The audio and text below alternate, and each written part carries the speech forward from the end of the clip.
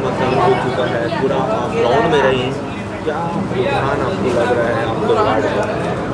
देखिए, मैंने जनसंपर्क के माध्यम से मेरे परिवार के सदस्यों से घर जा कर के मिलने का पूरा प्रयास किया है और मुझे लगता है उसमें मुझे सफलता ज़रूर मिलेगी।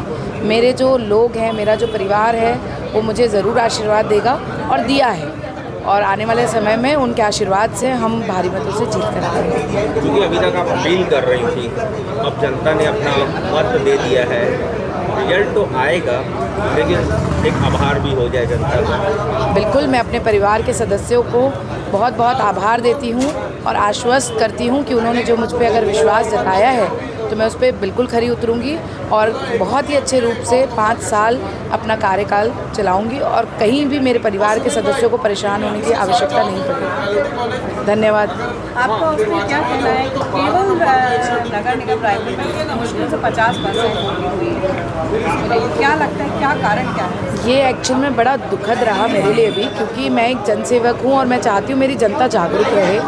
हर किसी से मैं वोट की अपेक्षा रख रही थी, मुझे तो लगा था इस बार मतदान की परसेंटेज बढ़ेगी, पर मैं ये भूल गई कि शायद कि ना कुंभ का समय भी है, कहीं ना कहीं लोग कुंभ में भी बाहर हैं, कुछ शादी ब्याह ऐसा भी चल रहा है, तो परिवार के लोग कुछ बाहर चल रहे हैं, कहीं ना कहीं किसी की तबीयत को लेकर के भी अप डाउन रहा होगा और कुछ चीज़ें ऐसी समीकरण बैठी हैं जिसके कारण शायद मतदान कम हुआ है। क्या जागरूकता की कमी है क्या, या कि कुंभ का समय है? अच्छी बात है, धार्मिक भावनाएं हैं, जाना चाहिए, लेकिन एक डाक मतपत्र भी होता है, अपने मताधिकार का प्रयोग करके जा सकते थे ऐसा। अगर कहीं जागरूकता की कमी होगी तो हम इसे अगली बार प्रयास करेंगे कि हर एक जनता तक हम इसका विश्वास दिलाएं कि आपका नेता आपके लिए हमेशा खड़ा है, आश्वस्त कराएंगे, तो मुझे लगता है ये जागरूकता के रूप में काम भी करेगा और आने वाले समय में हमारी वोटिंग परसेंटेज कम से कम 80% होगी। नहीं, एक चीज़ देखा जाता है, जनप्रतिनिधि के रूप में आप जागरूक करते हैं, मीडिया अपना कर्तव्य निभाती है, निर्वाचन आयोग अपना कर्तव्य निभाता है, शासन प्रशासन अपना कर्तव्य निभाता है, इसके बावजूद भी कहाँ कमी रह जाती है? ये तो हमारी जनता बताएगी कि उनके किस कोने में हम नहीं बस पाते हैं। प्रयास तो मीडिया भी कर रही है, आपने ठीक बोला, प्रयास हम नेता भी कर रहे हैं और कहीं ना कहीं जागरूकता के रूप में सरकार भी अपना व्यवस्था रखती है, पर हमको इस चीज़ की चिंता करनी होगी और इसकी समीक्षा ज़रूर करेगी। क्योंकि आप युवा हैं, आगे जाके आप अगर युवा शक्ति अगर जागरूक नहीं होगी तो शायद ये वोटिंग परसेंट बढ़ नहीं सकता। इसके लिए कुछ ना कुछ रियल में आपको इनिशिएटिव लेना पड़ेगा।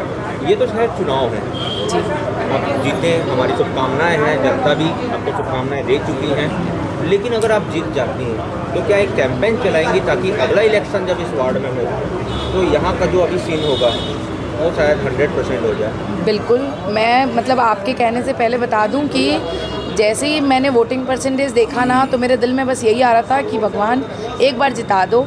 मैं इतना काम करूंगी कि मेरे जनता का हर व्यक्ति चाहेगा कि मैं अपनी बेटी को वोट दे करके ज़रूर आऊं, चाहे मैं किसी भी रूप में वहाँ पे खड़ी रहूं या अगर पार्टी और मतलब सरकार का आशीर्वाद रहा तो आने वाले समय में अगर मैं जीत करके आती हूँ तो इसका बिल्कुल प्रयास करूँगी कि हर एक व्यक्ति वोट डालने चाहे। आपने कुछ कभी देखा होगा कि नगर निगम पूरे क्षेत्र में महिलाओं का प्रतिशत ज़्यादा रहा पुरुषों के मुकाबले। बिल्कुल, मोदी जी ने आश्वस्त किया है कि महिलाओं की जो आरक्षण है वो 33% से बढ़कर रहेगी और उसके लिए उन्होंने पूरा प्रयास किया है कि अनारक्षित सीटों पे भी महिलाओं को आरक्षण मतलब वहाँ पे भी उनको पदस्थ किया, उनको प्रत्याशी के रूप में उतारा है। उसका एक उदाहरण मैं भी हूँ और मैं भरे मन से उनको धन्यवाद देती हूँ कि उन्होंने जो ये विश्वास जताया है हम बहनों पे, हम बिल्कुल अपने परिवार के रूप में अपने वार्ड की भी रक्षा सुरक्षा की चिंता करेंगे। धन्यवाद। कृतिका जैन, शहीद हेमू कल्याणी वार्ड क्रमांक 28।